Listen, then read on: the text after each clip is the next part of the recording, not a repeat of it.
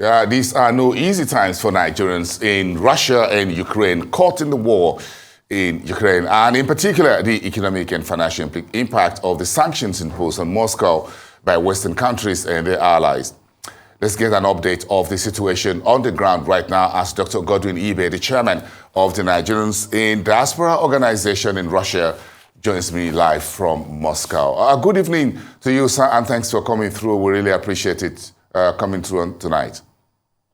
Good evening. Thank you for having me. Thank you. And I'm going to ask you personally, how are you coping with the situation on the ground? Let's start with you. With me, lots of responsibilities because I don't have to think only about myself, but I also have to think about my members, Nigerians who are based here and who also have to cope with the situation. And we are doing a lot in that regard to help them to cope. For example, we're helping to bridge the gap between the Nigerian and the Russian economy. We have a sustainable money transfer program that allows Nigerians to transfer money easily between Russia and Nigeria within seconds. We don't collect any commission. We make it as hassle-free as possible. Also, health. We provide health insurance coverage for them. They have total medical checkup, hospital stay, surgical operations for free, and also even in the case of irretrievable loss like death, the body is being transported back home. Well, this is a reality we have to live with, especially during the coronavirus pandemic, where we unfortunately lost some of our brothers and sisters. We also try to organize free Russian language classes to help them get acquainted with the local language. We offer transportation cards because, they have to get around. We offer free transportation cards for excellent students. We help with payment of fees. We also guide them. Many of them have student work visas. We guide them so they're able to convert these visas to citizenship. Many of them would like dual citizenship. Why not to visit Russia even after their work or study? So we guide them on how to be able to go through the relevant steps. We also connect them with employers because due to the global, problem now, there's some contraction of the economy globally, and they need to be working. So we connect them with employers, provide job and scholarship, offer listings. And these are just a few of the many ways we try to help them adapt. As I'm speaking right now, there are members that are trying to contact me to perform one of these services, right now as I'm speaking to you. Yeah, Dr. Ibe, we appreciate so much that you are doing on the ground, being your brother's keeper and putting the organization together, the NIDO, your chairman for the one in Russia. Many years ago, I had the opportunity of meeting some of your colleagues in Europe and North America. But how many members, so many Nigerians are your members in Russia as we speak? Oh, we are represented in almost all the federal districts of the Russian Federation. We have coordinators in different regions. There are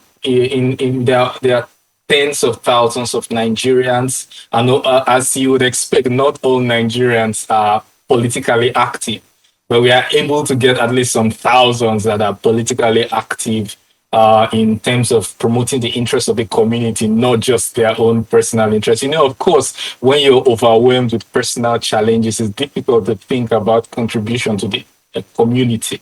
So we are able to prove to Nigerians that we are for them.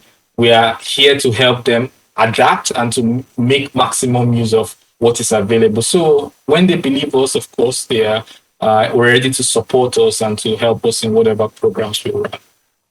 Broadly speaking, are Nigerians coping with the ongoing crisis? What is their outlook on the near future? Oh, that's a very good question.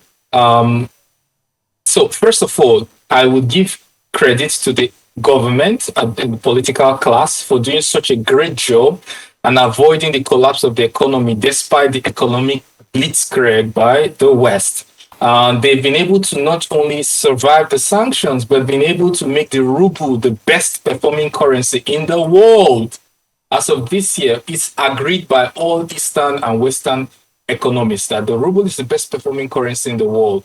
But apart from that, we as NIDO Russia are able to help them to overcome the realities, the new realities, for example, inflation, unemployment, language barriers, and all of that. So that's how we are trying to, come in and help Nigerians. So they are coping well, quite well. Everyone can cope at the same time, but little by little, everyone will be able to take advantage of all the services and programs that we run. What about the Russians themselves?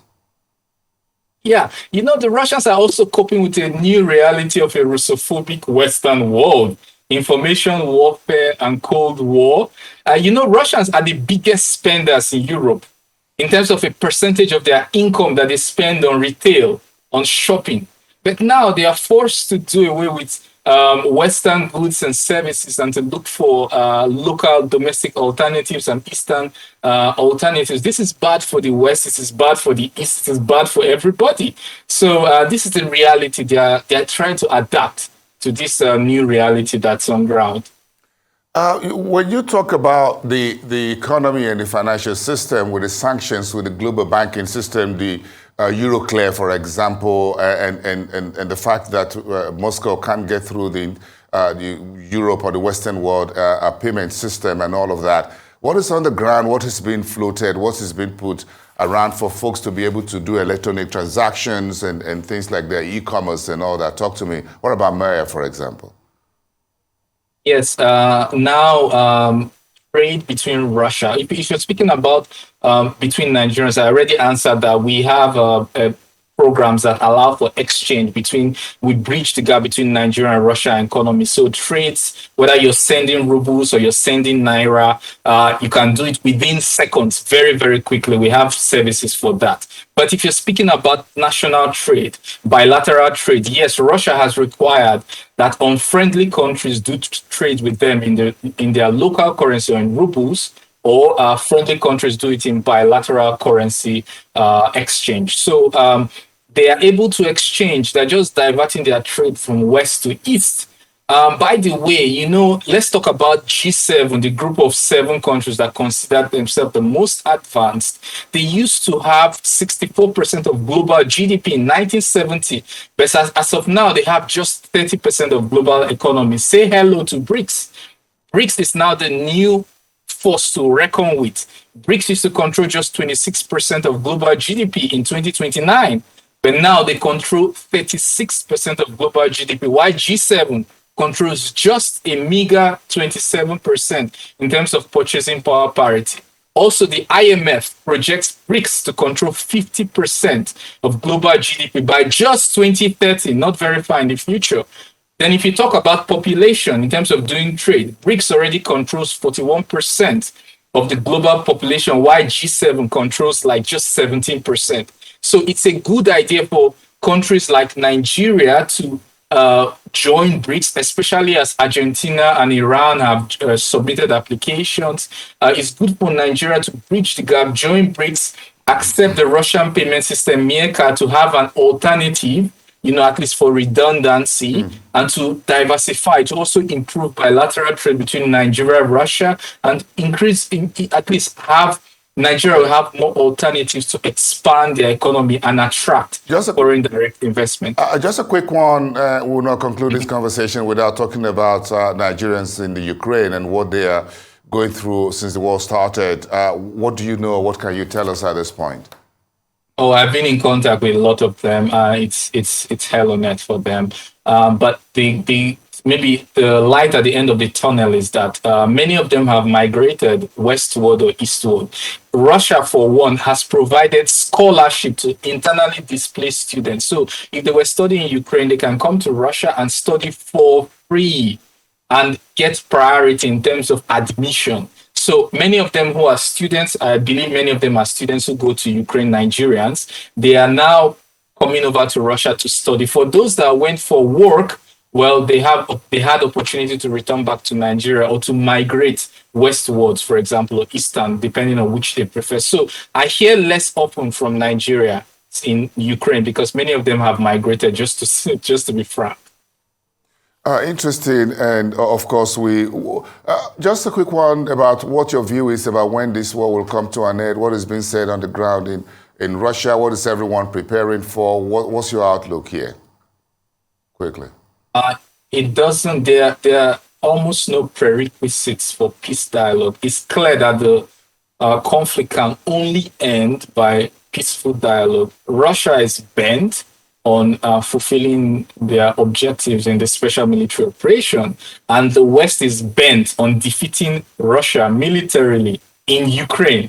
But the facts on the ground shows that Russia is gaining territories. They've gained Lugansk, they've gained Mariupol, Kherson, and they're gaining more territories day by day. So there are no prerequisites right now for dialogue, even though I really want dialogue to occur. So we can expect that this conflict may last not less than the end of this year.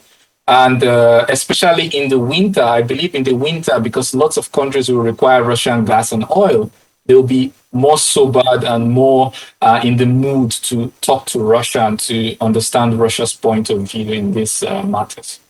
We thank you so much, Dr. Godwin Ibe. We appreciate your time, the chairman of Nigerians in diaspora organizations in Russia and economists. Please stay well and stay safe yourself. And we thank you for everything you're doing on the ground for Nigerians there and others.